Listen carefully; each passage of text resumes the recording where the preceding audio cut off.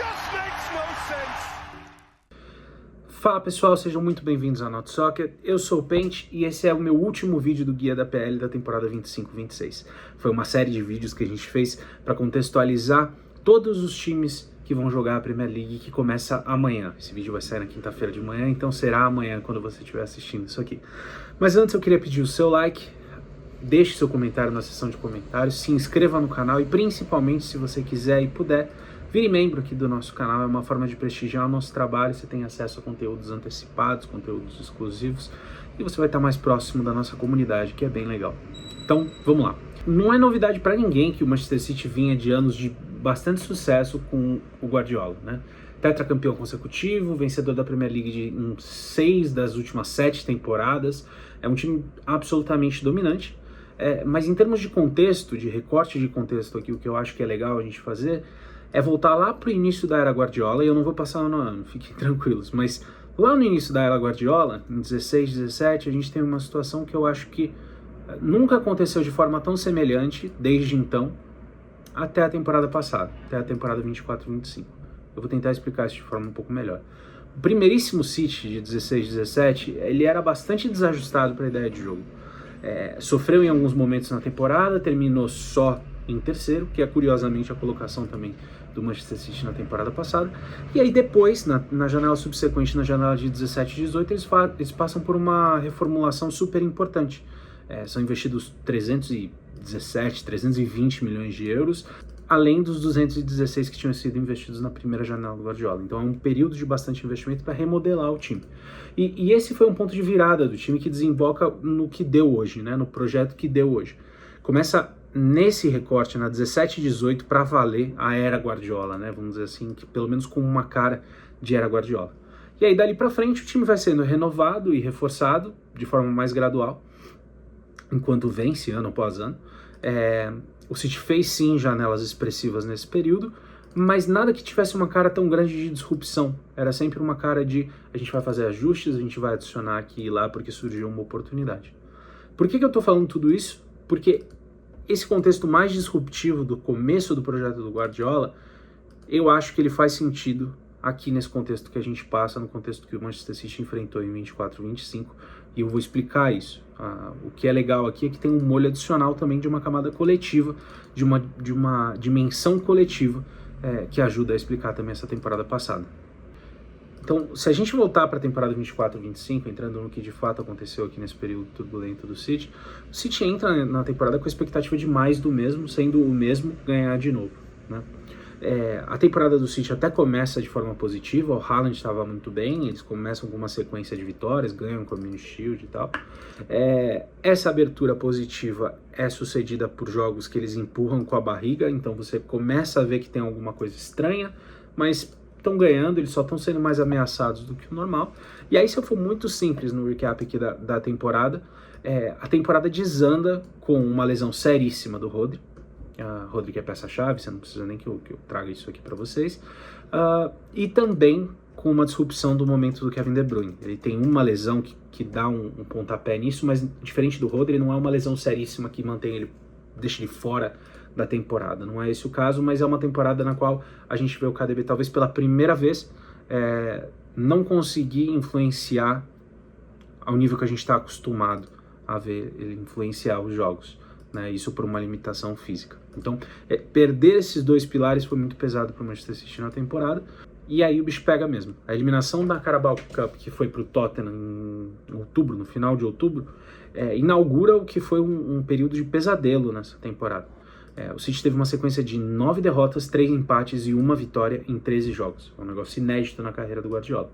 A partir desse período, o modelo de jogo que antes parecia invencível, inevitável, quebra. E é muito estranha a sensação, não estou sendo sensacionalista, a sensação era essa mesmo. O City ficava sem espinha dorsal e num passe de mágica, quase tudo aquilo que fazia o City imbatível não estava mais lá. Era uma sensação muito estranha, dava até aquela nossa resposta de nossa, mas como que eles faziam mesmo aquilo lá jogando desse jeito? O tal do controle de jogo do Manchester City, que a gente debateu várias e várias vezes ao longo dos anos aqui no canal, que pouco a pouco ameaçava virar um problema, vira de vez. O City vira um time de posse pela posse nesse período, um time infértil, e não era nem esse o maior problema. O maior problema é que, uma vez que o time inevitavelmente cedia a posse, perdia a bola, porque estava com dificuldade criativa e porque estava com dificuldade na retenção de bola, os mecanismos de retomada da bola, que precisam ser físicos, precisam ser intensos, para que sejam rápidos e não permitam um contra-ataque simples, esses pararam de funcionar.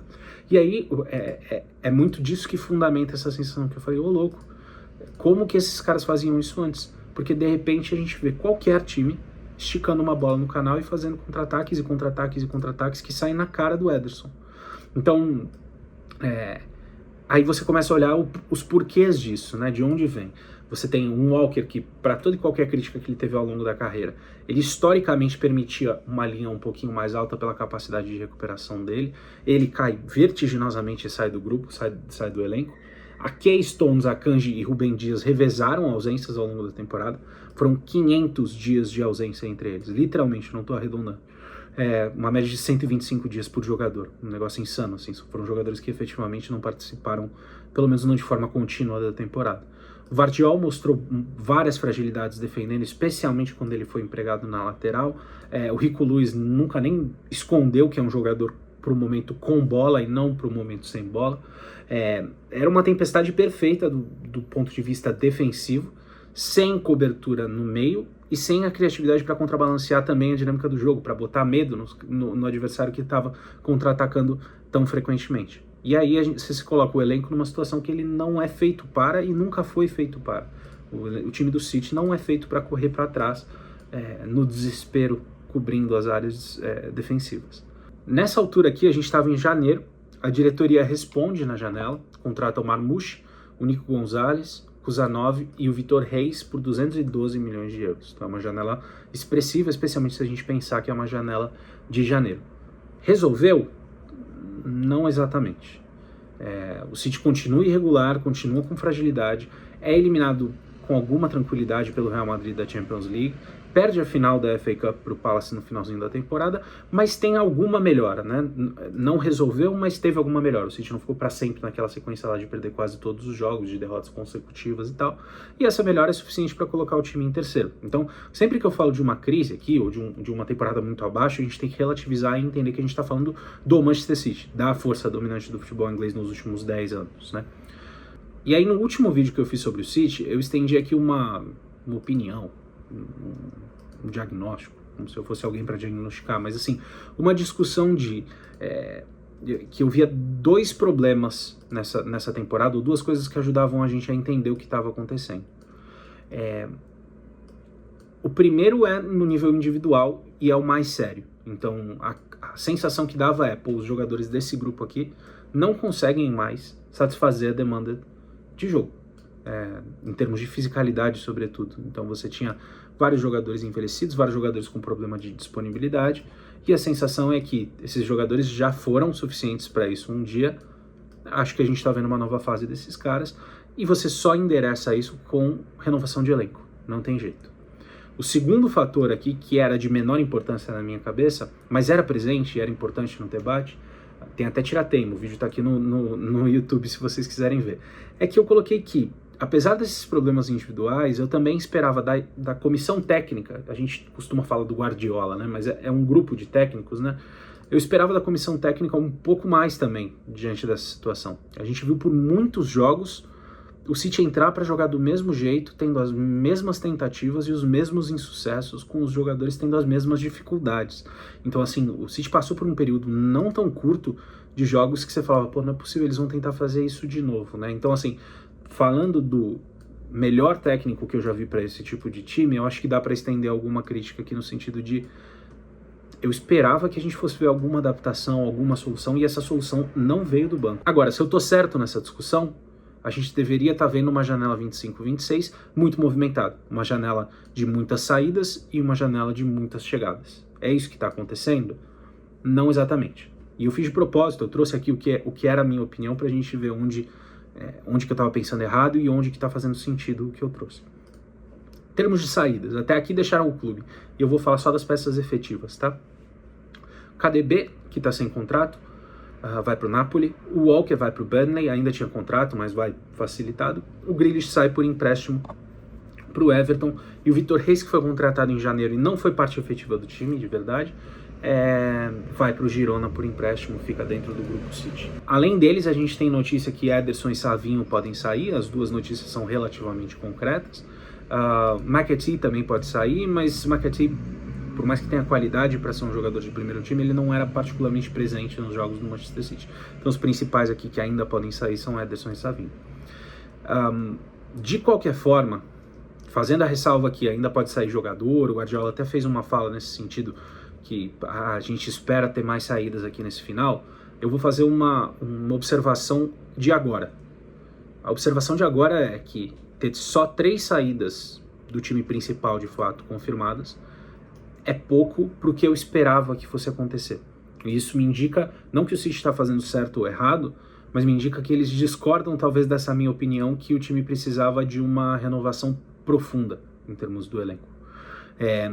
Significa que, por exemplo, eles botam fé em peças que não desempenharam tão bem. Acho que um sinal disso, por exemplo, é o Bernardo Silva sendo apontado como capitão. Não foi uma temporada fácil, ele também não se escondeu por outro lado, mas não foi uma temporada fácil para ele. Uma temporada de intensidade física um pouco reduzida, talvez. Um Kovacic, um Gundogan, um Matheus Nunes, que era um cara improvisado na lateral e, ao que tudo indica, fica. Stones, Ake, Akanji, Ruben, que foi esse grupo de zagueiros que eu falei aqui que teve muita lesão. Não tô colocando todos no mesmo barco, tá? O Stones é um cara muito mais problemático do que o Ruben, mas, assim, só apontando que, na verdade, o que acontece é o corpo do elenco fica relativamente intacto, e isso é uma decisão tomada por uma diretoria, e quando eu falo de diretoria é a camada de técnicos e acima, essa decisão é tomada por um grupo que não tem restrição. A gente já viu o Manchester City ser mais agressivo nesse tipo de situação, a gente já viu o Manchester City mandar um monte de gente embora para trazer um monte de gente, e se fosse esse o diagnóstico, se eles de fato concordassem, eles teriam feito coisas mais agressivas nessa janela do que fizeram. Então essa é a primeira constatação. Parte do raciocínio que eu trouxe aqui para vocês, de esse elenco precisaria ser profundamente renovado para a gente ver uma melhora no aspecto de fisicalidade, eles discordam, né? E provavelmente eu estou errado, na verdade, porque eles sabem e veem bem mais do que eu lá. Na parte de recrutamento, o raciocínio que eu trouxe para vocês aí está fazendo sentido, então pelo menos eu não estou passando vergonha nas duas frentes. Duplamente até, inclusive está fazendo sentido. A primeira minha crítica ali do aspecto coletivo, da falta de soluções que a gente viu da equipe técnica, a gente vê vários assistentes deixando o clube e a gente vê vários assistentes novos sendo recrutados. A gente tem uma repaginada aí no backstage da equipe do Guardiola. O Juan Malilo, esse era bem importante, estava bastante tempo com o Guardiola, o Inigo Domingues e o Carlos Vicensайн, e o Linders, ex-Liverpool, chega, o James French chega e o Kolo Touré também. Nem todos eles foram por opção do clube, mas eu suspeito que não seja uma coincidência que a gente esteja falando de uma equipe técnica repaginada aqui para essa temporada. Esse é o primeiro motivo no recrutamento, e o segundo no recrutamento tradicional, né? O Manchester City de fato faz uma janela que reforça razoavelmente as opções à disposição. Reinders vem, e eu suspeito que seja para ser titular, Etnouri vem, titular também, Cherki vem, vai ser uma opção bastante presente, James Trafford vem, esse menos, e o Donnarumma é especulado fortemente caso o Ederson saia. Isso não está confirmado no momento aqui que eu estou gravando para vocês. Bem legal de ver, inclusive, alguns perfis aqui nessa listinha que não são tão óbvios no modelo de jogo que a gente entende como do City, né? Me faz criar até uma expectativa de um novo City, talvez em vão, mas de um novo City mais agressivo, mais livre, menos voltado para retenção pura e tanto para o controle com a bola no pé. O Donnarumma, em especial, é um cara que me desperta bastante interesse porque é o último goleiro que você associaria com o modelo de jogo do Guardiola. Por melhor que ele seja debaixo da trave, ou por mais que você que esteja me assistindo aqui goste dele, ele não é um perfil de goleiro Ederson, ou Cláudio Bravo, ou Victor Valdez, esses caras que são construtores, né? Então você está falando de uma mudança fundamental na forma de construir as jogadas curtas, as primeiras fases, ou eventualmente de uma oportunidade que o clube viu que é muito boa, de uma oportunidade que o clube fala: Guardiola, você tem contrato aqui até 2027, a gente vai começar a tomar alguns passos. Eu estou sendo totalmente especulativo aqui, mas é muito interessante, se essa transferência acontecer, entender o que ela significa ou o que o Manchester City está vendo, porque não é óbvio o encaixe com o modelo de jogo que a gente entende que é do Guardiola. De qualquer jeito, nesse momento aqui, o que a gente tem em termos de time Para a posição de goleiro, a gente tem um excesso, talvez, de opções de goleiro, porque a expectativa é que pelo menos o Ederson saia, provavelmente o Ortega também, mas a gente tem nesse momento Ederson, James Trafford, Ortega e Bettinelli para a posição de goleiro. Pela direita, que talvez seja uma das posições mais carentes aqui nesse elenco do Manchester City, a gente tem o Matheus Nunes como titular, que é meio-campista de origem. O Rico Lewis como opção, que é um cara que, de novo, é quase esse híbrido de meio-campista com um lateral invertido. E o Akanji como uma improvisação real, mas aí é um zagueiro, de fato, jogando na lateral direita. Como zagueiros, a gente tem o Ruben, o Akanji, o Kuzanov, por um lado. Do outro lado, o Vardiol, o Ake e o Stones. Eu estou colocando o Vardiol aqui como zagueiro, como opção primária, sendo que ele também pode cobrir na lateral esquerda. Não coloquei ele na lateral esquerda, como a gente viu muitas vezes na temporada passada, por causa da contratação do Ait Nouri. Jogador que tem um viés super ofensivo, um cara muito driblador, muito criativo. Tinha uma combinação super interessante com o Matheus Cunha no Wolves, e eu fico animado para ver o que ele pode fazer com o Doku ali pelo lado dele, ou eventualmente com o próprio Marmoush, um cara mais agudo, e ele numa capacidade mais armadora. Contratação super interessante num preço super bom. Para a camisa 6, a gente tem o Rodri, dono da posição. O Nico Gonzalez, que no começo da janela teve algum barulho que poderia sair, parece que não vai acontecer, e o Rodri, inclusive, começa lesionado a temporada. Gostei bastante do Nico Gonzalez no primeiro amistoso que o City fez aqui na pré-temporada, então é um cara para a gente ficar de olho, sabendo que essa posição aqui é a posição de especialidade do Guardiola em desenvolvimento. Ele é bizarro. Não é todo cara que ele pega que vira craque nessa posição, mas todo cara que ele aposta nessa posição de fato, assim, vira um monstro. Enfim, só pra gente ficar de olho aqui. Não sei se vai ser o caso do Nico, mas nesse momento aqui vai ser a opção, talvez seja a opção primária da posição, certamente é a mais natural. Gundogan e Kovacic podem cobrir por ali, mas de novo não são caras naturais nesse papel. Outras posições de meio, eu estou colocando 3 meio-campistas aqui. Eu estou imaginando o Bernardo Silva de titular pela capitania e o Reinders de titular, um cara que para mim vem pronto, parece ter um poder de infiltração super interessante, muito técnico, parece que faz tudo bem, assim, tudo pelo menos num bom nível, parece uma bela contratação. Como opção de meio de campo, as opções são longas aqui. A gente tem o próprio Cherki ou um Foden, uns caras com uma capacidade um pouco mais armadora do que esses que eu citei. O Kovacic pode jogar um pouco mais avançado, o Gundogan pode jogar um pouco mais avançado. Você tem o O'Reilly, que fez uma boa temporada jogando de lateral, e as notícias indicam que ele passa a ser meio campista. A gente fica no aguardo para ver qual das duas posições ele vai de fato atuar. São várias opções aqui para o meio, com variedade inclusive de perfil. E para as posições de ataque, como centroavante, Erling Haaland, na ausência dele vai ser o Marmoush.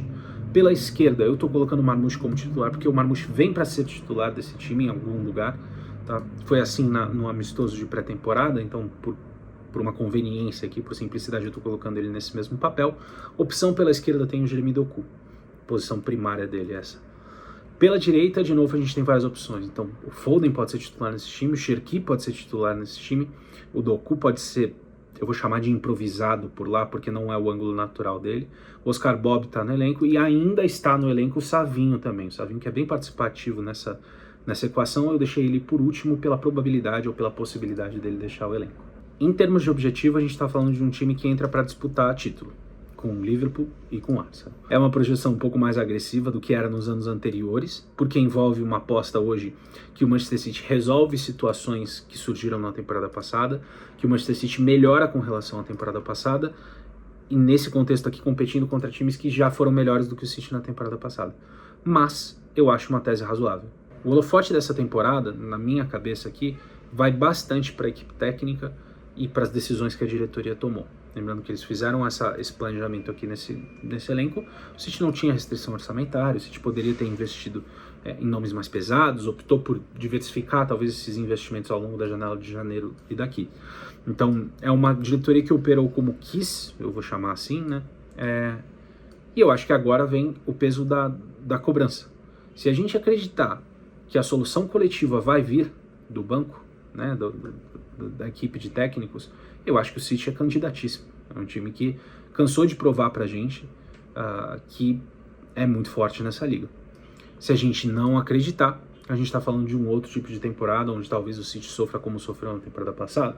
É um cenário também. Mas a minha aposta é simplesmente que, cara, esses caras cansaram de provar pra gente que eles são especiais na forma de conduzir o projeto.